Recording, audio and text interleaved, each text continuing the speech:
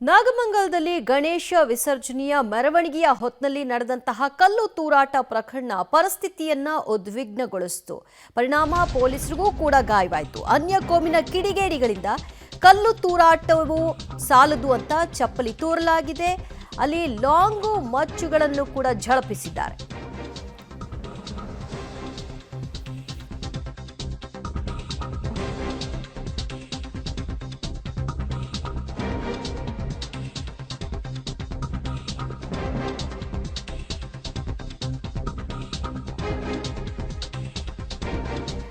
ಗಣೇಶ ಮೆರವಣಿಗೆ ವೇಳೆ ಕಲ್ಲು ತೂರಾಟದಂತಹ ಪ್ರಕರಣ ಬೆಳಕಿಗೆ ಬಂದಿದೆ. ಅನ್ಯ ಕೋಮಿನ ಕಿಡಿಗೇಡಿಗಳಿಂದ ಈ ಕೃತ್ಯವನ್ನ ನಡೆಸಲಾಗಿದೆ. ಅಂಗಡಿ ವಾಹನಗಳಿಗೆ ಈ ಸಂದರ್ಭದಲ್ಲಿ ಬೆಂಕಿ ಹಚ್ಚಿದ್ದಾರೆ ಉದ್ರಿಕ್ತರ ಗುಂಪು. ಮಂಡ್ಯದ ನಾಗಮಂಗಲದಲ್ಲಿ ಉದ್ವಿಗ್ನ ಪರಿಸ್ಥಿತಿ ನಿರ್ಮಾಣಗೊಂಡಿದೆ. ಕಿಡಿಗೇಡಿಗಳಿಂದ ಈಗಾಗಲೇ ತಲ್ವಾರನ್ನ ವಶಕ್ಕೆ ಪಡೆದಿದ್ದಾರೆ ಪೊಲೀಸರು.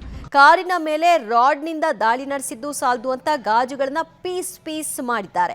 3 ದಿನಗಳ ಕಾಲ ಸದ್ಯ ನಾಗಮಂಗಲದಲ್ಲಿ ನಿಷೇಧಾಜ್ಞೆಯನ್ನ ಜಾರಿಗೊಳಿಸಲಾಗಿದೆ.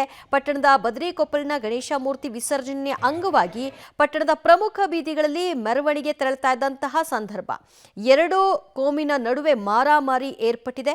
ಪ್ರತಿ ವರ್ಷದಂತೆ ಆ ಪದ್ಧತಿಯನ್ನ ಈ ಬಾರಿಯೂ ಕೂಡ ರೂಢಿಸಿಕೊಂಡಿದ್ದಾರೆ. ಮೆರವಣಿಗೆ ಹೋಗ್ತಾ ಇತ್ತು. ಆದರೆ ಮೆರವಣಿಗೆಯನ್ನ ದರ್ಗಾ ಬಳಿ ತೆಗೆದುಕೊಂಡು ಹೋಗಬಾರ್ದು ಅನ್ನುವಂತಹ ಕೀಟ್ಲೆ. ಕೆಲವೊಂದಷ್ಟು ದೃಶ್ಯಗಳನ್ನ ನೀವು ನೋಡ್ತಾ ಇದ್ರಿ. ಕಿಡಿಗೇಡಿಗಳು ಕಲ್ಲು ತೂರಾಟವನ್ನ ನಡೆಸ್ತಾ ಇರೋದು, ಚಪ್ಪಲಿಗಳನ್ನ ತೂರಲಾಗ್ತಾ ಇರುವಂಥದ್ದು, ಇಂತಹ ಕೃತ್ಯ ನಡೆದಂತಹ ಸಂದರ್ಭದಲ್ಲಿ ಸಹಜವಾಗಿ ಮತ್ತೊಂದು ಗುಂಪಿಗೆ ಆಕ್ರೋಶ ವ್ಯಕ್ತವಾಯಿತು. ಅಲ್ಲಿಯೇ ಅದನ್ನು ಮೊಟಕುಗೊಳಿಸಿ ಠಾಣೆಯ ಮುಂಭಾಗವೂ ಕೂಡ ತೆಗೆದುಕೊಂಡು ಹೋಗಿ ಗಣೇಶನ ಮೂರ್ತಿಯನ್ನ ಪ್ರತಿಭಟನೆಯನ್ನು ಕೂಡ ನಡೆಸಲಾಯಿತು. ಇದನ್ನ ಎನ್ಕ್ಯಾಶ್ ಮಾಡಿಕೊಳ್ಳುವ ಸಲುವಾಗಿಯೇ ಕಾದಿದ್ದಂತಹ ರೀತಿಯಲ್ಲಿ ಕಾಣಿಸ್ತಾ ಇದೆ. ನೋಡಿ, ಅಲ್ಲಿರುವಂತಹ ಗುಂಪು ಹೇಗೆ ಒಂದರಿಂದ ಒಂದು ಕಲ್ಲುಗಳನ್ನ ಎಸೆಯುತ್ತಾರೆ. ಇದು ಆಲ್ ಆಫ್ ಅ ಸಡನ್ ಆವೇಶದಲ್ಲಿ ಆಗಿದ್ದ ರೀತಿಯಲ್ಲಿ ಕಾಣಿಸ್ತಾ ಇಲ್ಲ. ಮೊದಲೇ ಇದಕ್ಕೆ ನಿರ್ಧರಿತವಾಗಿ ಬಂದದ ಹಾಗೆ ಕಾಣಿಸ್ತಾ ಇದೆ. ಪರಿಣಾಮ ಒಂದರಿಂದ ಒಂದು ಕಲ್ಲುಗಳನ್ನ ಬೀಸ್ತಾನೆ ಹೋಗಿದ್ದಾರೆ. ಇದರಲ್ಲಿ ಹಲವರಿಗೆ ಗಾಯವಾಗಿದೆ. ಪೊಲೀಸರಿಗೂ ಕೂಡ ಈ ಸಂದರ್ಭದಲ್ಲಿ ಗಾಯ ಆಗಿದೆ. ಮತ್ತು ಚಪ್ಪಲಿಯನ್ನ ಮೂರ್ತಿಯ ಮೇಲೆ ಎಸೆಯುವಂತಹ ಪ್ರಯತ್ನವನ್ನು ಕೂಡ ಉದ್ರಿಕ್ತರ ಗುಂಪು ಮಾಡಿದೆ. ಈ ಘಟನೆ ಆಗಬಹುದು ಅನ್ನುವಂತಹ ಅಂದಾಜನ್ನ ಪೊಲೀಸರು ಮೊದಲೇ ನಿರೀಕ್ಷೆ ಮಾಡಬೇಕಾಗಿತ್ತು. ಕಾರಣ, ಕಳೆದ ವರ್ಷ ಮೆರವಣಿಗೆ ಹೋಗುವ ಹೊತ್ತಲ್ಲೂ ಕೂಡ ತಮಟೆ ಬಾರಿಸಬಾರ್ದು, ಡೋಲು ಬಾರಿಸಬಾರ್ದು ಅನ್ನೋ ಕಾರಣಕ್ಕೆ ತಗಾದಿಯನ್ನ ತೆಗೆದಿದ್ರು. ಆಗ್ಲೂ ಕೂಡ ಒಂದು ಸಣ್ಣ ಬೆಂಕಿ ಹೊತ್ತುವಂತಹ ವಾತಾವರಣ ಅಲ್ಲಿ ನಿರ್ಮಾಣವಾಗಿತ್ತು. ಇದರ ಅರಿವು ಈ ಬಾರಿ ಇರಬೇಕಾಗಿತ್ತು ಪೊಲೀಸರಿಗೆ.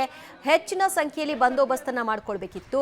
ಕಡಿಮೆ ಸಂಖ್ಯೆಯಲ್ಲಿ ಪೊಲೀಸರು ಇದ್ದಿದ್ದ ಕಾರಣ ಪರಿಸ್ಥಿತಿಯನ್ನ ಆ ಕ್ಷಣಕ್ಕೆ ಕಂಟ್ರೋಲ್ಗೆ ತೆಗೆದುಕೊಳ್ಳಲಿಕ್ಕೆ ಹರಸಾಹಸವನ್ನ ಕೂಡ ಪಟ್ಟರು.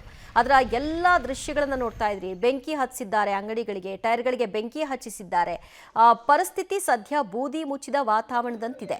ಆದರೆ ಹಿಂದೂಪರ ಸಂಘಟನೆಗಳು ಇಂತಹ ಹೇಯ ಕೃತ್ಯವನ್ನು ನಡೆಸುವಂತಹ ಕಿಡಿಗೇಡಿಗಳ ವಿರುದ್ಧ ಕ್ರಮ ಆಗಬೇಕು ಅಂತ ಆಗ್ರಹಿಸಿದ್ದಾರೆ.